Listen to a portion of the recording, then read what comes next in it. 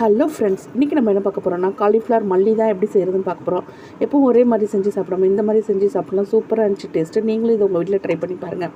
காலிஃப்ளவரை க்ளீன் பண்ணிவிட்டு 5 நிமிஷம் அப்படியே மூடி வச்சிடலாம். இப்போது மிக்ஸி ஜாரில் கொத்தமல்லி, 2 பச்சை மிளகா, 4 பல் பூண்டு, ஒரு துண்டு இஞ்சி சேர்த்து நல்லா அரைச்சி எடுத்துகிட்டு வந்துடலாம்.